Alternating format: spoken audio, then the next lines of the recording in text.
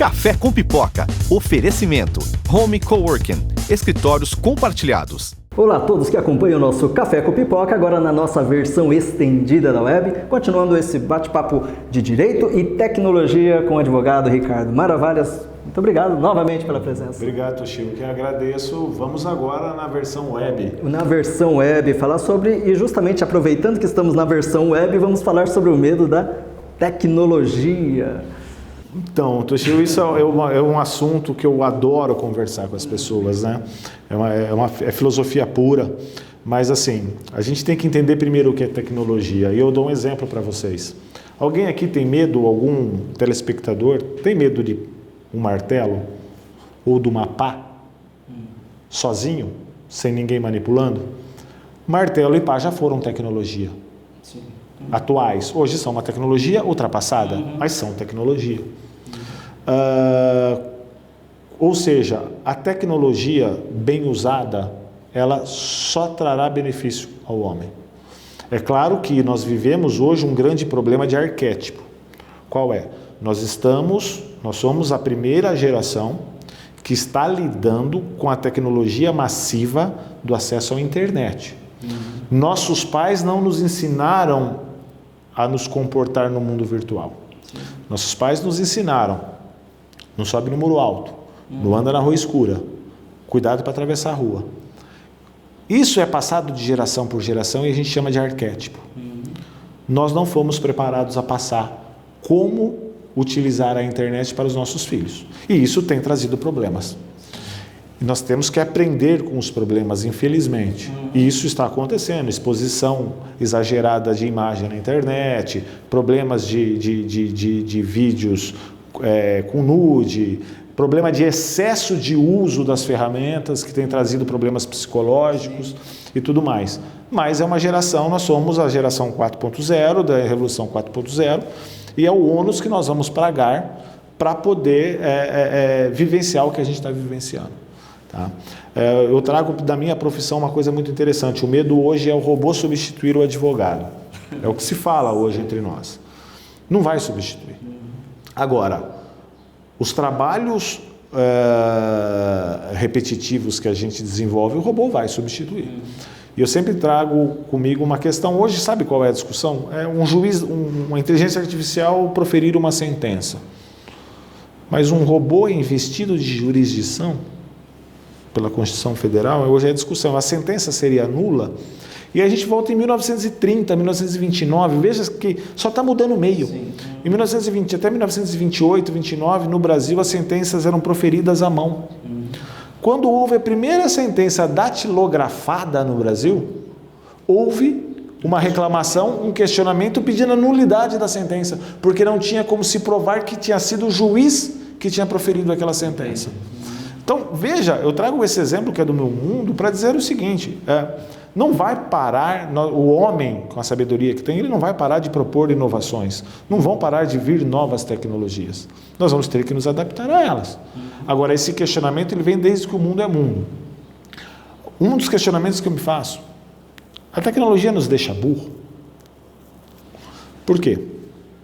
Veja que interessante, se você pegar também na década de 20, 30, toda família de classe média ou alta tinha um piano dentro de casa e uma pessoa que tocava piano. Como é que você ouvia a música? Ou você ia na praça onde tinha seresta, ou dentro da casa tinha alguém com instrumento. Depois começou a se disseminar a vitrola. As classes pobres, elas aprendiam por autodidata. A gente tem o exemplo do Cartola, que para mim é o maior músico brasileiro. Microsystem, disco, CD. Hoje você tem no teu celular a quantidade de música que você quer. Quantas famílias hoje de classe média possuem alguém que toca algum instrumento dentro de casa? Ou seja, nós estamos tirando habilidades inatas nossas e transferindo para uma tecnologia que dissemina. Hoje qualquer um escuta música onde quer. Poder de orientação. Eu me lembro que eu ia para São Paulo e eu precisava me virar no trânsito para chegar em algum lugar, ia perguntando de posto em posto, chegava. Hoje, se o Google Maps dá um pau ou o Waze, você fica uma sensação de insegurança e de impotência. Sim. Esse é o grande mal da internet. ou das tecnologias 4.0. Você cria uma certa dependência, né, tão grande. E você deixa de exercer habilidades inatas nossas. Que eu acho que é uma das coisas que eu tenho batido muito na tecla nas minhas palestras, que é, enquanto os pais tirem os seus filhos do acesso à tecnologia, até eles terem uns 10, 11 anos, eu sei que é difícil, tirar completamente é impossível, mas incentivem eles a praticar atividades que nós praticávamos, para que eles desenvolvam habilidades inatas, que lhes deem senso de orientação, senso de criatividade, porque uma criança que desde a tenridade usa a tecnologia, e esse é um dos maus atuais, ele será um excelente consumidor de tecnologia quando ele for adulto. Agora, uma criança que é desenvolvida ainda com as brincadeiras lúdicas, com a leitura, com as manualidades, com as tradições, ela terá criatividade e será possivelmente um grande desenvolvedor de tecnologia. Porque o que nós estamos fazendo hoje com a tecnologia é tirar das crianças essa capacidade, que nós já perdemos como adulto. Esses são os maus. Benefícios, eu acho que sabendo usar a tecnologia, nós só temos benefícios. É a questão da ponderação. Um outro exemplo que eu posso trazer para vocês é uma clínica que existe na Coreia do Sul para dependentes de jogos eletrônicos. Crianças que usam fralda para ficar jogando para não ir ao banheiro. Crianças que eu falo são pré-adolescentes e adolescentes, pelo excesso de jogos, né, do mundo virtual e tudo mais. Fora isso, nós temos uma exposição com relação às nossas crianças, isso é que mais me preocupa, que está voltada a com quem que teu filho conversa na internet? Você não sabe. Os jogos hoje eletrônicos, eles são online compartilhados, WhatsApp, enfim. Então eu falo para o telespectador o seguinte: não tenha medo da tecnologia, mas fique atento ao seu filho. Estimule seu filho com brincadeiras tradicionais e veja o que ele está vendo. Acompanhe de perto. Com relação aos negócios, você vai ter que se atualizar, como todos os negócios tiveram que se atualizar. Desde negócios tradicionais, como o meu, a minha profissão, eu estou me adaptando a uma nova forma de advocacia, como um vendedor comum, individual, que ele pode utilizar as ferramentas das redes sociais para dinamizar as suas vendas. Ou seja, no final, a responsabilidade é nossa e a decisão é nossa humana. É o livre-arbítrio, né? Livre-arbítrio. É o livre-arbítrio que temos, e também eu acho que a questão de adaptação faz parte de todo o processo nosso de desenvolvimento humano, né? Sim. Então, por natureza, a gente já tem, né, historicamente, quem se adaptou melhor sobreviveu, cresceu, caso contrário, infelizmente, fecha as portas. Exatamente. Né? Exatamente. E uma outra especialidade que você tem feito também palestras sobre proteção de dados pessoais, né? Sim. É um outro tema também muito abordado. Sim, é o tema do momento. Toshio, quando eu comecei a estudar Direito e Tecnologia e atuar com Direito e Inovação, Direito e Tecnologia, Direito Empresarial e Tecnologia, aquilo que eu falava para as empresas tradicionais, de certa forma, era um pouco intangível. Até que foi aprovada uma lei em 2018, que é a Lei Geral de Proteção de Dados, que vai impactar todas as empresas, todos os negócios e inclusive as pessoas físicas. É uma lei baseada na GDPR, que é a Lei Geral de Proteção de Dados Europeia, de uma forma mais simplificada. Mas ela vai exigir das empresas, ela outorga, antes de falar das empresas, ela outorga ao cidadão titular dos dados um poder que ele não tinha sobre a decisão do que uma empresa vai fazer com os dados que coleta dele. Então, quando a gente tem um e-mail particular, Hotmail, Gmail gratuito, quando a gente usa o Facebook e acha que é gratuito, quando a gente usa o Twitter e acha que é gratuito, quando a gente usa o LinkedIn e acha que é gratuito, saiba que você está pagando muito caro para utilizá-lo, porque você está expondo muitos dos seus dados. Então, o volume de dados hoje que circulam na internet, a cada 2 anos dobra. Então, as empresas de tecnologia, elas sabem o que a gente consome, onde nós estamos, as nossas preferências de comportamento, elas sabem tudo. E o que elas fazem com isso? Essa lei vai outorgar ao titular dos dados muitos poderes. Por outro lado, ela outorgou às empresas, de tecnologia ou não, qualquer negócio, a ter que se adequar e a impor limites no tratamento de dados. E aí uma das perguntas que me fazem muito nessas palestras, o tema está muito em voga. Ontem mesmo eu dei uma palestra a respeito disso, semana passada eu dei palestra a respeito disso. Mas, Ricardo, essa lei se aplica à minha empresa? Eu sou uma empresa, vou dar um exemplo aqui, eu sou uma empresa, uma construtora, eu não vendo pela internet. Eu pergunto para ele, você tem funcionário? Eu tenho. Quantos funcionários você tem? Eu tenho 600 funcionários. Eles têm dados pessoais? Lógico que tem. Você coleta? Lógico, eu tenho que fazer, gerar folha de pagamento, eu tenho que emitir os documentos legais para transmitir para os órgãos da União. Tem o Unimed. Então, você coleta dados, você trata dados e a partir de agora você tem que se adequar. Quais são as adequações? São adequações técnicas, adequações contratuais e também adequações organizacionais. A gente fala que são 4 pilares para se adequar à lei.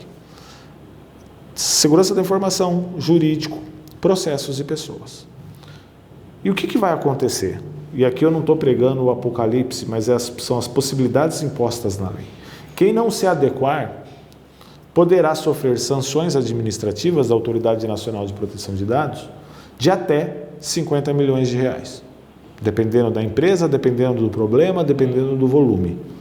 Começa-se com a advertência, dependendo da situação, mas pode chegar a multa de 2% do faturamento global da empresa até 50 milhões de reais. Quando que a lei entra em vigor? 16 de agosto do ano que vem. Quantas... Está aí. Consegue, e a adequação não é uma corrida de 100 metros. É um processo, é uma maratona sem fim, porque ele é um processo evolutivo. E antes de ontem, eu obtive uma informação de que 30% das empresas no Brasil começaram a se adequar. O resto não tem feito nada. Tem empresas que a adequação vai ser muito simples e a custo zero. Tem empresas que a adequação será mediana com custo baixo. E tem empresas que de fato irão gastar um grande volume de dinheiro, mas eu entendo que não um gastar simplesmente para cumprir uma lei, mas um gastar é um investimento, porque como vai ter que haver uma mudança de mindset com relação à governança, é uma oportunidade. A crise gera oportunidade. Então, o que se avizinha a partir de agosto do ano que vem, se avizinha uma modificação da forma como as corporações elas lidam com os dados das pessoas físicas.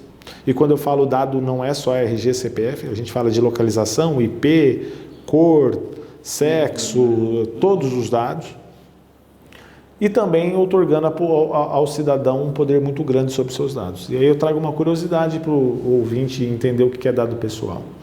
Se eu pegar 4 dados meus, que não são RG, CPF, nada, você chega na minha pessoa. Advogado, no Brasil acho que nós temos 1 milhão de advogados, não chegou a mim. Advogado em Marília, uns 5 mil. Advogado sócio do escritório de advocacia em Marília, na rua X. Então, eu falei advogado, eu falei um dado que é advogado, uma cidade, rua tal, sócio do escritório de advocacia. 4 dados. 5º dado, corintiano. Eu sou o único dos sócios do escritório que é corintiano. Com a minha localização, com a minha profissão, com um dado societário meu e uma torcida de um time, chegou-se a minha pessoa. Não pegou meu RG, não pegou meu nome, Não pegou nada. Detalhe, pega então esses 5 dados, que esparsos não significam nada, e vincule a uma compra realizada, que eu tenha feito, moralmente não aceita. E esses dados vazam. Então veja que quando a gente fala de dado pessoal, não é RG, CPF. Você tem IP, você tem N dados, e existe a lei emprega N situações de você lidar com esses dados de uma forma que, em ocorrendo um vazamento de dados, que a gente chama de data breach, o risco ou o dano será mitigado. E aqui uma informação, né? A gente tem 3 certezas no mundo: que a gente vai morrer, que a gente vai pagar imposto e que nossos dados vão vazar. Ótimo. De uma maneira assim, né? Eu acho que são assuntos que são muitos assuntos ainda a serem compartilhados, e por isso o seu quadro junto ao Visão de Mercado certamente vai trazer muita informação para as pessoas. Eu já parabenizo antecipadamente, né? Agradecendo de novo ao Home Coworking, que permite que a gente traga pessoas com tal conhecimento para compartilhar com vocês. Muito obrigado pela sua participação e sucesso no seu quadro com nossos telespectadores. Toshio, eu agradeço muito aos telespectadores, a você pelo convite, ao Visão de Mercado. Vamos compartilhar ideias. A gente está vivendo aí a era da colaboração e a gente tem o propósito de colaborar com todo mundo. Eu tenho certeza que essa experiência do que a gente está vivendo, esse cenário que muitos entendem como perigoso, no final das contas vai dar tudo certo. Visão de Mercado com Rogério Cabral. Oferecimento: Univem, Village Marcas e Patentes, Bredas Sistemas, Unimed Marília, Colégio Cristo Rei, E Produtiva, Assim, JDP Energia Solar, CIM Corretora de Seguros, azeitonapreta.com, Vidraçaria Amazonas, Centro Automotivo Porto Seguro Marília, Home Coworking, Audioclean, JR Castro Serviços Automotivos, Matelar, Magnogás, revendedor autorizado Consigás, Star LED, publicidade em LED.